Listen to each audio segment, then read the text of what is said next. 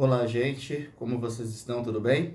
Aqui Rodrigo Rosa, de Secanos Negócios, indo aqui para o nosso terceiro vídeo. Hoje o conteúdo está muito legal aqui, atendendo os pedidos de vocês. Nós vamos falar hoje um pouquinho de organização de finanças, fluxo de caixa, tomada de recursos e tudo que engloba esse assunto, né? Apesar de ser um assunto que parece ser muito tranquilo, na verdade não é bem assim que funciona dentro das instituições, né? A gente precisa estar com a parte financeira muito bem alinhada e com muito controle para que a gente possa poder saber exatamente como a gente controla o fluxo de dinheiro da empresa ou os recursos financeiros, às vezes não só dinheiro, mas recursos de operações também. Então vamos lá? Então nós vamos começar aqui. Lembrando para vocês, quem ficar até o final vai ter um brinde para vocês aqui. Preparei um brinde para quem ficar até o final, quem mandar comentários aqui no nosso canal. Eu vou dar um brinde aí, porque eu acho que vocês merecem também. E muita teoria sem prática, né? Então nós vamos colocar um pouco de prática aí, ok? Então vamos lá. Então nós vamos começar a tratar um pouquinho aqui de organização financeira. O que é organização financeira dentro de uma empresa? O nome já fala, é você separar tudo, conseguir ter qualidade no seu número para poder analisar, né? E para poder entender, para ter clareza da sua operação através das finanças, né? Um departamento financeiro dentro de uma empresa, ele não pode ser aquilo que paga e recebe. Ele tem que estar preparado para financiar toda a operação da empresa. Ele tem que ser uma célula de inteligência dentro da empresa. Inteligência para quê? Para colocar os recursos na hora certa, para tomar recursos, para trabalhar com promoções, enfim, toda essa parte, toda essa estrutura financeira. Então vamos lá. O primeiro passo para a gente fazer, para a gente ter organização financeira é separar tudo aquilo que é pessoal da parte da empresa. Ou seja, o que é CPF é CPF, o que é CNPJ é CNPJ. Isso parece bastante repetitivo, né? Mas nós nas andanças aí pelas empresas nós vemos muito isso acontecendo ainda. E o que leva a esse erro aí? E quais são as distorções que ele pode gerar, né, dentro de uma empresa? Ou seja, vamos lá. Suponhamos que tivemos um faturamento aí de 100 mil, né? E sem tirar pré-labore ou qualquer outro tipo de coisa da estrutura financeira e contábil da empresa, o gestor, o dono da empresa, né, o sócio, acabou pagando uma conta pessoal de 10 mil reais, né? E então, o que acontece? Como que a gente justifica esse tipo de coisa para a operação, para um banco, no caso que você venha tomar recurso? Como a gente essa operação, além dela ser contabilmente não ter lastro, né? Você não consegue investigar ela, né? Porque esses 10 mil ele pode ter pago a conta, mas isso deveria sair via distribuição de dividendos ou via Prolabore, ok? Se ele recebe o Prolabore, ok, você consegue comprovar. Agora, uma conta no CNP, no CPF dele, pago pela empresa, o que demonstra isso daí? Isso demonstra para qualquer instituição, para qualquer cliente, para qualquer credor, a desorganização e a falta de desassociar a pessoa física da empresa, né? Ou seja, a empresa como negócio, as pessoas passam a não enxergar a empresa como um negócio, e sim como uma extensão da casa do sócio, né? Ou seja, a qualquer momento ele pode tomar a decisão de tirar um recurso daqui que não é dele, porque na verdade esse recurso já não é mais dele, esse recurso é dentro da operação da empresa, né? E isso acaba distorcendo também, né? No nosso último vídeo que nós falamos sobre gastos, eu havia falado um pouquinho de Prolabore, né? E o Prolabore é aquele compromisso que a empresa tem para remunerar os sócios, ou seja, o trabalho que ele presta para a empresa, ele é pago. Então, ele é uma despesa fixa, ok? Então, ele é uma despesa fixa. Se todo mês a gente altera essa despesa fixa, a nossa última linha lá embaixo da DRE, onde a gente apura lucro ou prejuízo, ela vai alterar também, ok? porque é tudo integrado. Então, assim, se no mês o sócio retira 20, no outro mês retira 30, no outro mês retira 10, no outro mês retira 15 e tudo mais, você acaba não conseguindo medir o seu efetivo resultado de lucro ou prejuízo, entendeu? E a organização financeira da empresa acaba sendo uma bagunça. Por exemplo, o pagamento de cartão de crédito de um sócio através de recursos da empresa. Às vezes ele comprou coisa para a família dele, às vezes ele comprou coisa até para a própria empresa, ok? Naquele cartão de crédito, mas a empresa não pode, você não pode tirar o recurso da operação da empresa, né, para você poder pagar aquele cartão de crédito, esse tipo de coisa, porque o sócio, a pessoa física do sócio, ele não está dentro da operação da empresa. Qualquer estrutura que você mexa dentro da operação da empresa que não está dentro da operação, você acaba perdendo, primeiro, confiabilidade no número, confiabilidade efetivamente de compliance, na verdade, de lisura nas demonstrações, né? Enfim, então acaba gerando um monte de problemas aí, né? E também, se você, como a gente sabe que no mundo empresarial, no mundo corporativo, um CNPJ não pode pagar conta de outro CNPJ, a gente também usa esse mesmo raciocínio para o CPF, ok? Então o sócio precisa ver lá quanto ele precisa dos seus gastos mensais e transformar aquilo em prolabore se é que a empresa consegue pagar aquilo ali. Mas isso daí é um outro estudo que a gente vai ver um pouquinho para frente, tudo bem? Quando a gente fala em organização financeira também, né? Agora nós falamos um pouquinho dos sócios e tudo mais. Nós vamos falar da parte um pouco mais operacional, que é efetivamente já traduzindo os números, a gente vai falar aí de fluxo de caixa. Fluxo de caixa é uma palavra assim muito é muito recorrente você escutar fluxo de caixa, fluxo de caixa, fluxo de caixa, fluxo de caixa. Mas efetivamente a função do fluxo de caixa, como se faz um fluxo de caixa, o porquê que você precisa ter o fluxo de caixa, às vezes as pessoas não conseguem dimensionar isso e trabalhar com clareza, né? Então vamos lá. O que é o fluxo de caixa? O fluxo de caixa nada mais é que como se fosse o conta corrente da empresa, ok? Você tem lá o seu recebimento, os seus pagamentos, enfim, as saídas, entradas, as provisões, enfim, né? E como que a gente trabalha o fluxo de caixa? Nós trabalhamos analisando o passado, né? Controlando o presente e provisionando o futuro, ok? Então, é uma ferramenta que ajuda muito na métrica de tomada de decisão, ok? Porque a empresa, ela pode até ter um prejuízo contábil, mas se o fluxo de caixa dela for positivo, a gente tem chance de recuperar a empresa, ou seja, é uma empresa que a gente consegue girar. Então vamos entender um pouquinho como é que funciona o fluxo de caixa e como que a gente faz fluxo de caixa. Nós vamos abordar aí também umas passagenzinhas de tempo, que é bastante importante, algumas coisas de experiência mesmo de fluxo de caixa, tá? Então vamos lá, o que é o fluxo de caixa? O fluxo de caixa é um relatório onde você coloca, você escreve, você determina todas as entradas e saídas da empresa. Então vamos lá, você tem um saldo inicial, né, no mês de 1 de 2021, nós temos um saldo inicial de 1.000. No dia 2, o que aconteceu? Olha, nós vamos ter que pagar 500, mas nós vamos receber 1.500. E aí nós vamos ter um saldo para outro dia. Então, essa informação é bastante importante. Primeiro porque mostra controle, né? Principalmente do contas a receber e contas a pagar. Você não vai incorrer no erro de pagar juros, de ter boleto atrasado, de não receber juros, enfim. Toda essa movimentação a gente vê dentro do fluxo de caixa, ok?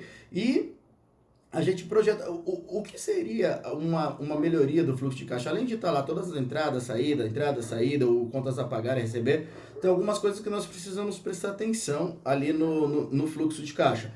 Por exemplo, prazos entre recebimentos e pagamentos, isso é uma coisa, é um detalhe que parece ser um detalhe, na verdade, e acaba, às vezes, levando à falência muita empresa, tá? E a gente entra num ciclo bastante perigoso se não ajustar esses prazos, tudo bem? E tem também análise de fluxo de caixa, por exemplo, estou fazendo um fluxo de caixa projetado. Então eu estou olhando a minha condição aqui, o que eu tenho para receber daqui 3, 4, que seja 5, 6 meses, e o que eu tenho a pagar daqui, baseado nas minhas despesas fixas, enfim, nos meus gastos, que depois a gente vai falar também, vamos fazer um outro vídeo sobre orçamento, que é uma coisa diferente de fluxo de caixa, tá? Então, vamos lá. Por exemplo, eu tenho a projeção de 6 meses para frente. Se eu vejo que lá na frente eu posso tomar um recurso de um banco, por exemplo, vou precisar, porque minha operação vai estar deficitária, ela vai estar negativa. Uma coisa é eu chegar no banco com 6 meses de antecedência e falar, olha, escuta aqui, daqui 6 meses eu vou ter uma deficiência de caixa, ok? E então eu queria tomar um recurso. Quais as linhas que vocês têm? Como que a gente faz? Com certeza a sua taxa de juros vai ser muito, mas muito, mas muito mais barata do que você chegar na mesma semana que você está com fluxo negativo e pedir um empréstimo para o banco. Por quê? Porque quando você demonstra para o banco que você tem o controle de 6 meses para frente, ou seja, que você sabe o que você vai receber, o que você vai pagar daqui 6 meses, você mostra para o banco que você conhece a sua operação. E você diminui muito o risco que o banco enxerga. Ou seja, o banco vai olhar para você e vai falar assim, olha, realmente você é organizado, então não tem por que eu cobrar um risco muito alto, porque eu sei que você sabe exatamente o que você está fazendo, entendeu?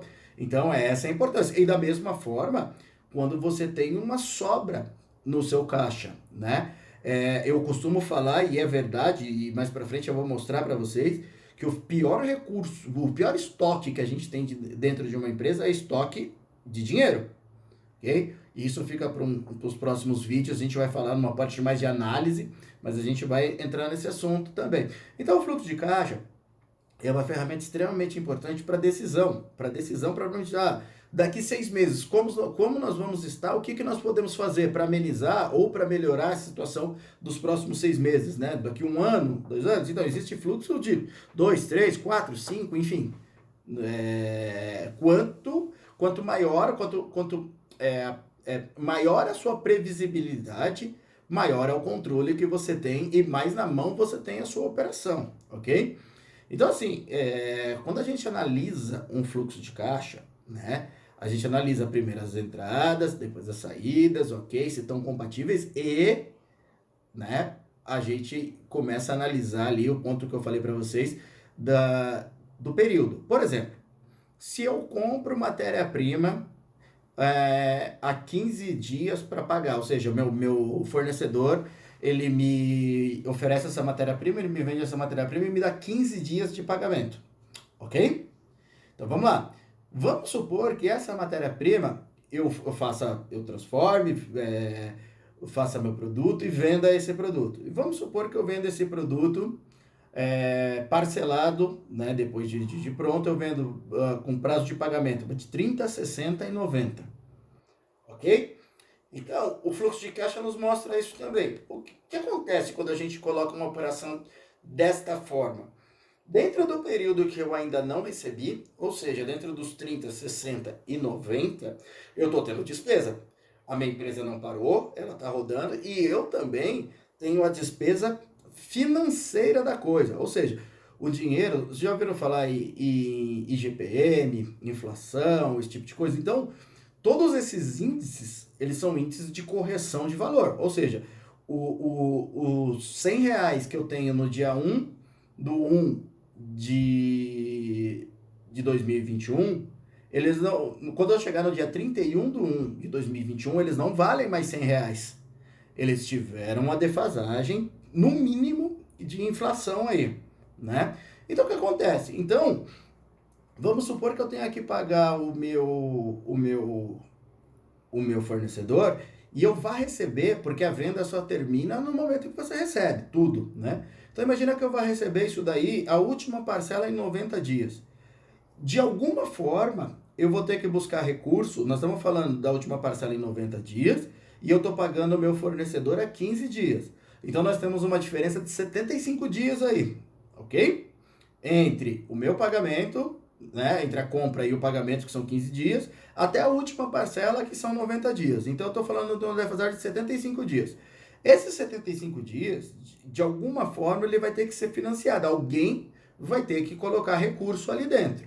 Ou seja, ou sócios, ou o banco, alguém vai ter que segurar a operação dessa empresa por esse período. E aí a gente entra no tal do chamado capital de giro. Quanto eu preciso de capital de giro para poder girar minha operação? Isso é uma outra coisa que nós vamos falar também. Como nós estamos falando hoje de fluxo de caixa, até para não ficar misturado os assuntos e para não ficar bastante complexo, a gente vai tratar o giro de uma outra forma, o capital de giro num outro vídeo, tudo bem? Então, assim, são coisas que o fluxo de caixa mostra pra gente, ou seja, essa diferença de prazos. Imagina que você trabalha o ano inteiro com essa defasagem de prazos, ok? Que você, toda vez que você tem um fluxo negativo, que você está dentro dos 75 dias, porque você ainda não recebeu aquele valor que você comprou de mercadoria, né? O seu cliente ainda não pagou, você precisa manter a operação da empresa. Você vai buscar esse recurso onde? Vai buscar no banco? Ok. Só que o banco vai cobrar por isso, não vai? E como é que você repassa isso para o seu preço? Você não repassa mais, porque você já vendeu. Então, a sua estrutura de preço tem que ser montada de acordo com o estudo desse fluxo de caixa, entendeu? Então, assim, o fluxo de caixa é uma métrica muito, mas muito importante. Assim, precisa estar tudo anotado, entrada, saída, tirar a parte pessoa física de dentro do fluxo. Ou no fluxo de caixa no fluxo de caixa empresarial não se analisa a vida de sócio, ok? É só CNPJ mesmo. E assim, é uma planilhazinha simples de entrada e saída. O importante é a gente saber quanto a gente tem a pagar, quanto a gente tem a receber e quanto que a gente está economizando, tanto de juros, quanto de tarifas, enfim, todo esse tipo de coisa, né? E dentro do fluxo de caixa, a gente vai agora falar, nós acabamos de falar de tomada de recurso, quanto eu preciso tomar no banco.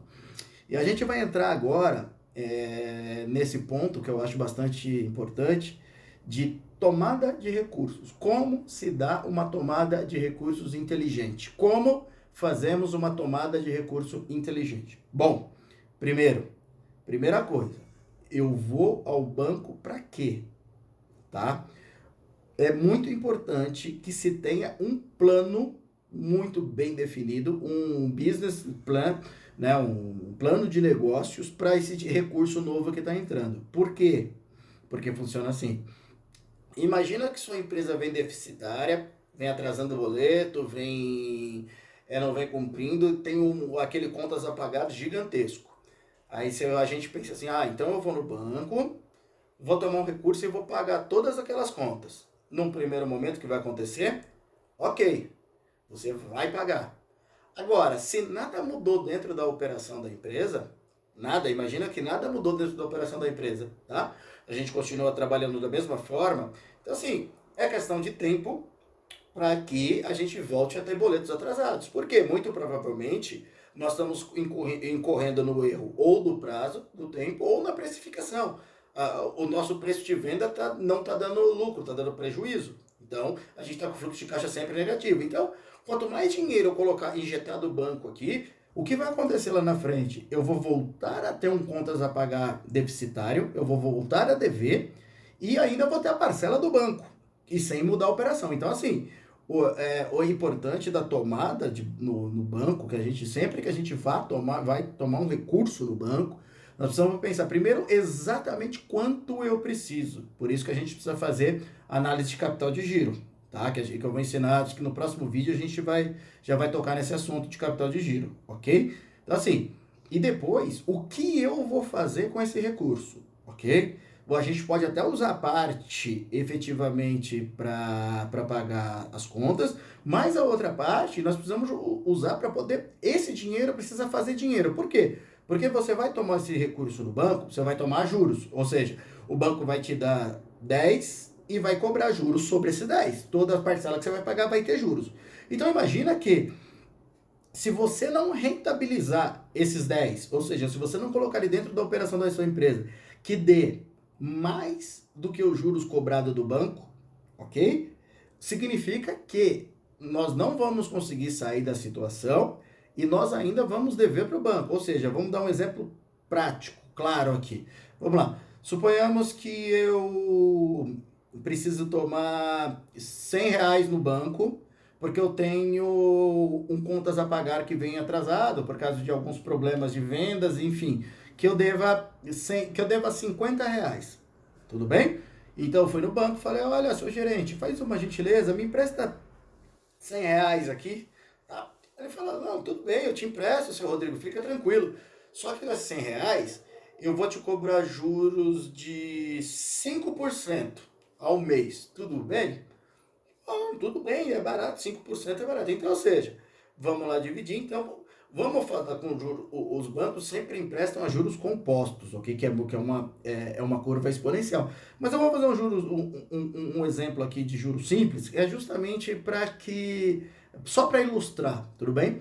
Então vamos lá. Então vamos supor que ele me cobrou 5% de juros ao mês. Ou seja, todo mês eu tenho que pagar, além da minha parcela, mais R$ 5, que são 5%. Vamos supor que ele dividiu em 10 parcelas. Eu não vou pagar 10 parcelas de 10, eu tenho que pagar 10 parcelas de 15, porque eu tenho 5% para pagar para o banco. Legal.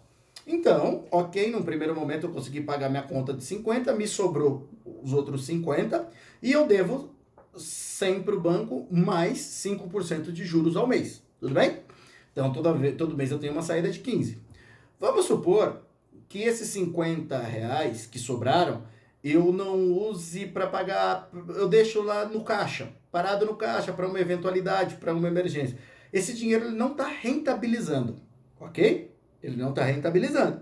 Então, ou seja, toda vez que eu precisar pagar o banco, eu vou tirar desse dinheiro. E vou tirando desse dinheiro. Ou seja, esse 5% ao mês que eu estou pagando, vai chegar quando eu estiver próximo de terminar a pagar, eu já estou devendo tudo de novo. Além de estar devendo tudo, eu estou devendo mais, porque eu vou estar devendo 100 para o banco também. Entendeu? Então, assim, o que nós temos que fazer? Nós temos que pegar pelo menos esses 50 e colocar um investimento. Bancário é muito difícil, porque provavelmente você não vai conseguir uma taxa de investimento maior do que a taxa que você tomou de empréstimo, mas a gente pode colocar dentro de uma operação. Ou seja, olha, eu tenho uma operação de prestação de serviços que eu já apurei e minha margem de lucro é 10%. Eu peguei aqueles 50, investi nesse negócio que me dá 10% de retorno, ok. Por quê? Porque eu estou ganhando mais do que os 5 que eu devia para o banco e estou tendo lucro de 5 ainda, sendo 10%. Então eu consigo pagar o banco e fazer esse dinheiro render. Então, assim, essa é o grande segredo de se tomar dinheiro no banco. Não adianta só tomar dinheiro para pagar as contas se você não tem um plano de uso desse dinheiro, se esse dinheiro não consegue rentabilizar dentro da sua empresa, né? Então, os cuidados que a gente tem que ter é analisar o quanto exatamente a gente precisa, quais as condições, pesquisar muito, de banco para banco varia muito, hoje a gente tem já a portabilidade, o histórico, esse tipo de coisa, e quanto mais em dia estiverem os seus controles financeiros, a sua organização financeira, os seus juros vai diminuir drasticamente. Quanto mais desorganizado você tiver, óbvio que o banco vai cobrar todo essa desorganização e ele vai enxergar isso como risco. Então, vale fazer um fluxo de caixa bem elaborado, as demonstrações financeiras muito bem elaboradas, né? Trabalhar, ver as projeções, saber quando vai precisar e,